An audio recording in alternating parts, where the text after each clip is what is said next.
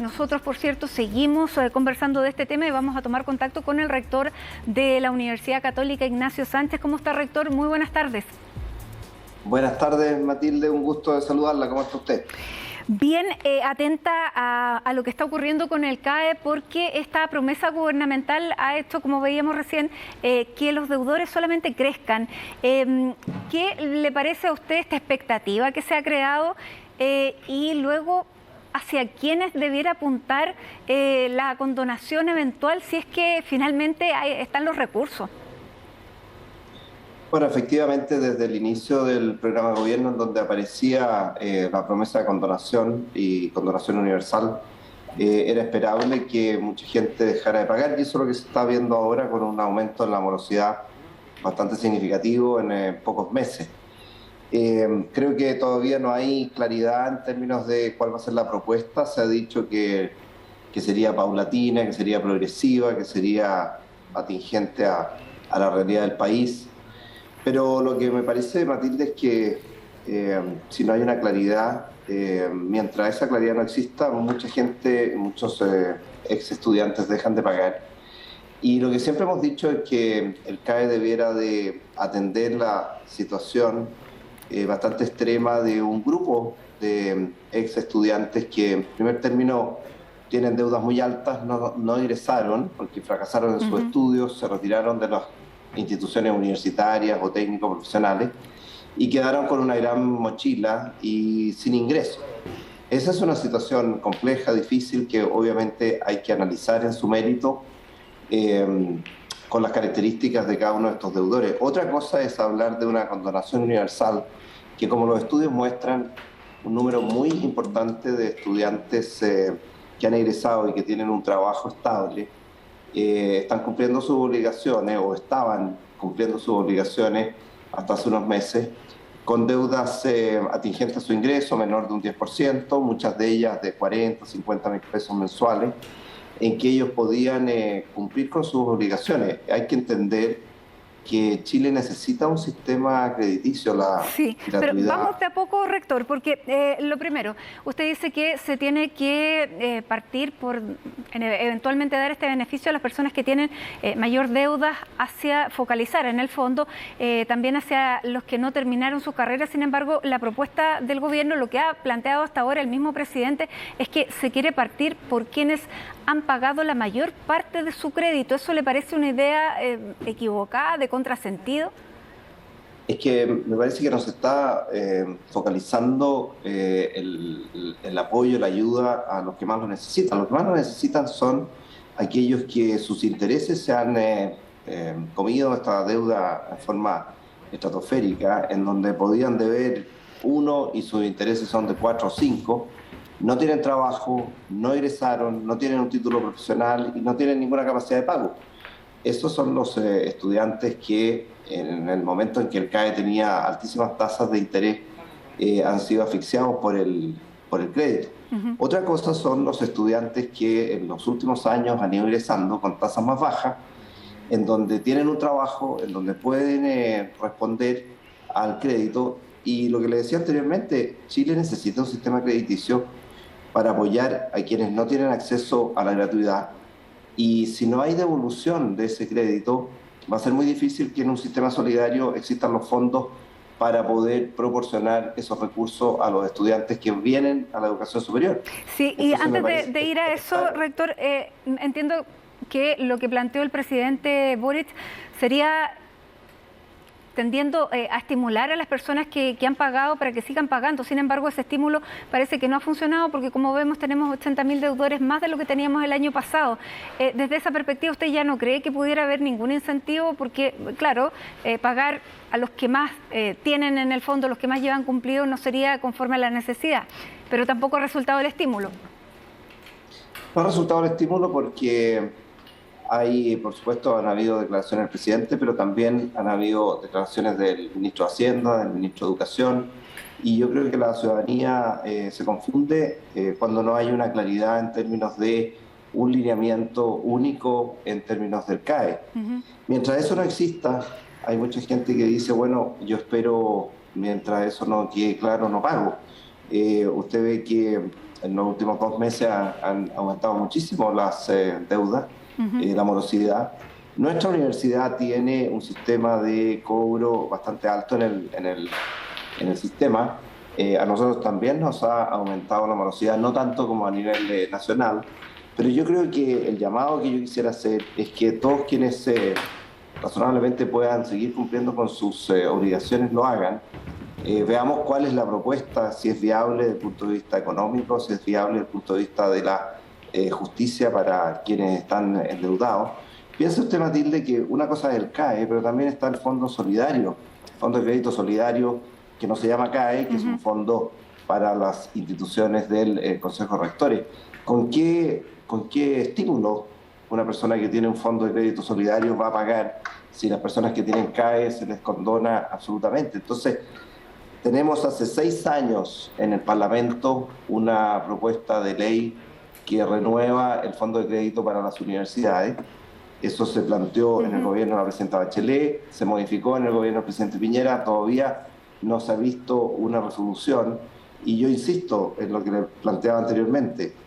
Nuestro país necesita un sistema de crédito que sea vigente al ingreso, que complemente el beneficio de la gratuidad, para que miles de estudiantes que no acceden a gratuidad porque no están en el 60% más vulnerables, puedan apoyarse con este sistema de crédito. ¿Y cuál sería el sistema que usted desde el conocimiento propone? Porque claramente tiene que haber un sistema como tal. No todos pueden acceder a la educación pagándolo, digamos, sin una ayuda, pero tampoco el Estado puede asumirlo. ¿Cuál sería la focalización o el tono que debiera tener este nuevo préstamo, que no sé cómo se llamaría? Claramente CAE no.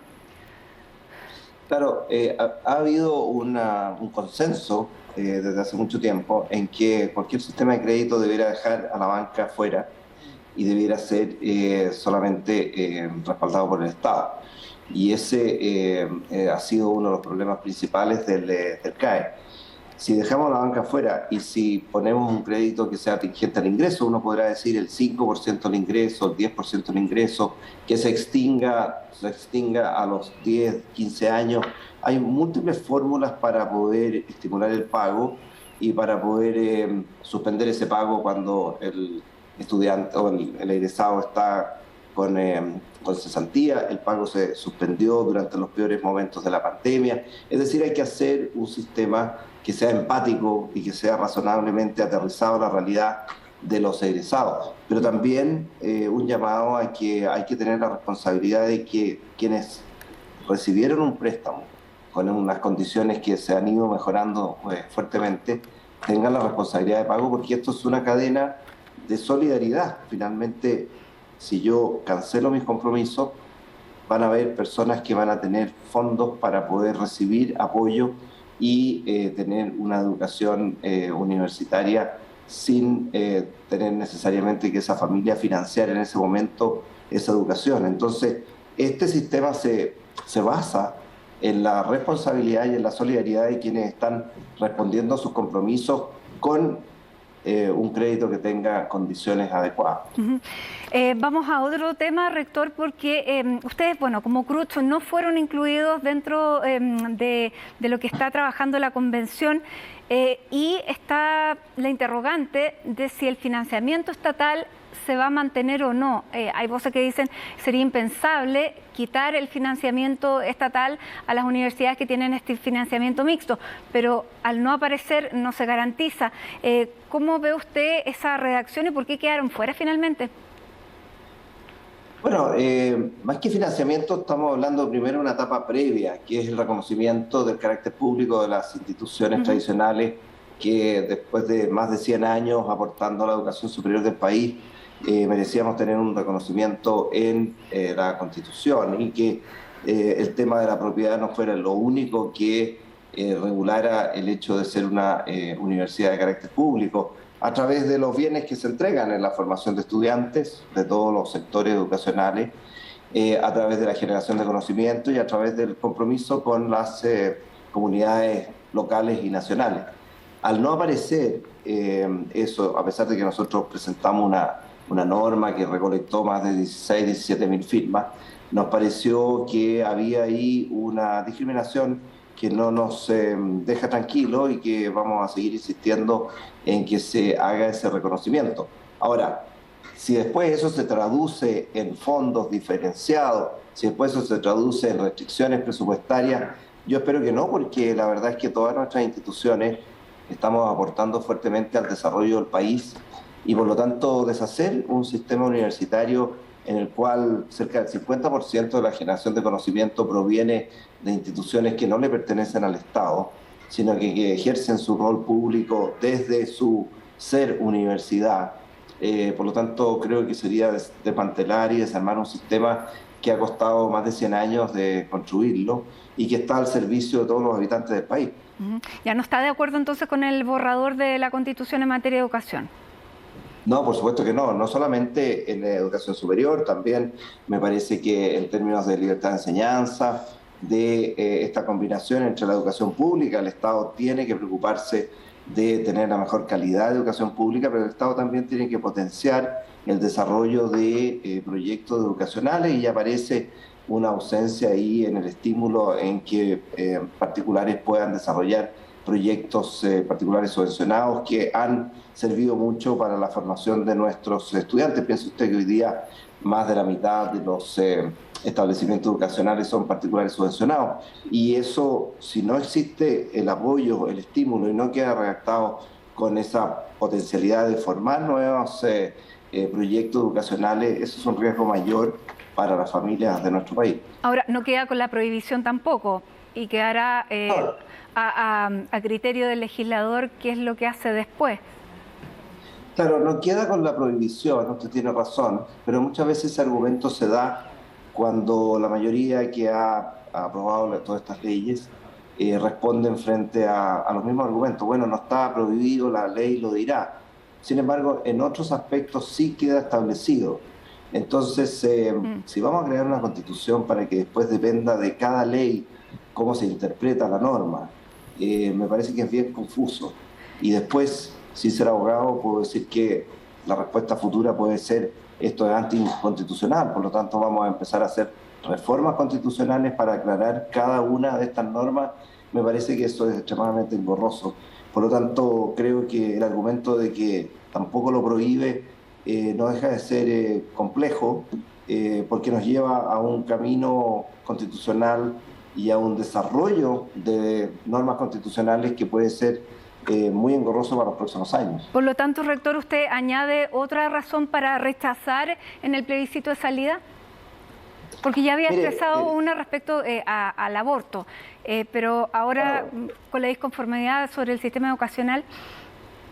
Yo he dicho, Matilde, que más que decir si uno aprueba o rechaza, porque es precoz, porque obviamente no existe todavía una propuesta oficial del texto, lo que he dicho sí es que cuando uno evalúa los distintos aspectos para los cuales uno cree que hay elementos que son extremadamente sustantivos, hay luces rojas, y las luces rojas para mí es el respeto a la vida, el respeto al niño que está por nacer. Me parece que legislar un aborto sin limitaciones, sin la presencia de objeción de conciencia es inaceptable.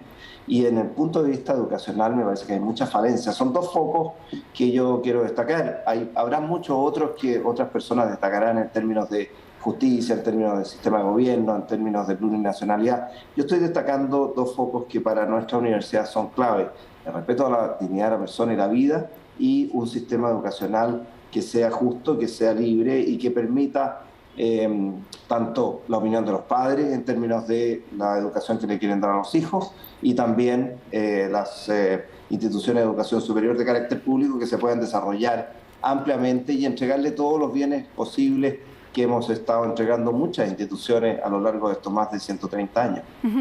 Claro, pero mi pregunta iba también para clarificar. Usted había reconocido en una entrevista anterior que podría votar por el rechazo. ¿Ya tiene esa decisión tomada? Bueno, si los argumentos que yo le estoy dando se mantienen, por supuesto que sí, pero yo tengo que ver por escrito que eso se mantenga. Ahora, la Comisión de Armonización podrá hacer cambios, esperemos, no sé cuántos cambios podrán hacerse, pero lo que yo he dicho es que si esos artículos se mantienen como están en la propuesta, para mí es imposible aprobar una constitución de esas características. Muy bien, rector Ignacio Sánchez, rector de la Universidad Católica, muchísimas gracias por este tiempo con CNN Chile, que tenga un buen resto de día. Muchas gracias, Matilde, buenas tardes para usted y todos los auditores.